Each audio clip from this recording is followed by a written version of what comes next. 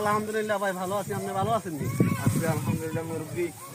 এবার ধানের কি অবস্থা? আপনি তো মন খারাপ করে বই রয়েছেন সকাল হইতে। না ভাই, মন খারাপের কি, আলহামদুলিল্লাহ ভালো আছি। তবে এখানে বসে রয়েছি, এই জমিনগুলো, এই ধানগুলো আমার। এগুলো কি আপনি করছেন? আমি চাষ করছি, আমি নিজে চাষ করছি বাদুল্লা মাইয়াদি।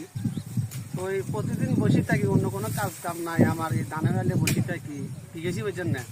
এই ধানে এই পোকামাকড় ধান নষ্ট করিয়া লাইছি, ঠিক আছে বুঝছেন না? তো এই প্রতিদিন ধানের আলে বসে থাকি, ধানের এবার ফসল ভালো হচ্ছে না, তাই মনটা খারাপ। তারপরে আলহামদুলিল্লাহ ভালো আছি। আপনি ভালো আছেন? আচ্ছা আলহামদুলিল্লাহ। আমি হতে যাইবার শুনেছি আমি লোকগুলো কাজ করি, এমনকি আপনার জমিনে কি কাম করাই দিয়েছেন? ওই এই কাজ করতেছে, ওই জনটা লোক আমার জমিনে কাজ করতেছে, ঠিক আছে বুঝছেন না? যে টাকা খরচ গেছে মনে হয়, আমি মনে হয় এই বাদুল্লার যে বেতন দিছি আমি, অর্থাৎ দৈনিক যে বেতনটা দিছি, এই বেতনের অর্ধেকের ফসল আমি এই বছর পাবো না, ঠিক আছে বুঝছেন না? অর্থাৎ দানার মাঝে কিছু নতুন আগাছা জন্মাইছে, তো এই আগাছা ধানকে নষ্ট করে ফেলা। আপনি একটা জিনিস জানেন না, আপনি যেন এত কষ্ট করে এই জমি কিন করছেন, আপনার তো কোনো লাভ হইতো না। এই যে দুগার লোক কাজে খাড়াই দিয়েছেন, আপনি জানান না যে নদী ভাঙি সব রাস্তা ভাঙি ছিঁড়ে গেছে, বর্ষা খাইলে আইলে তো আপনার জমি টমি সব যাইবে কই, তখন তো আপনার ধান আরো মাথাত পাইছে। আপনি যে দুগার লোক কাম খাটাই দিচ্ছেন, এটা তো আপনার লস।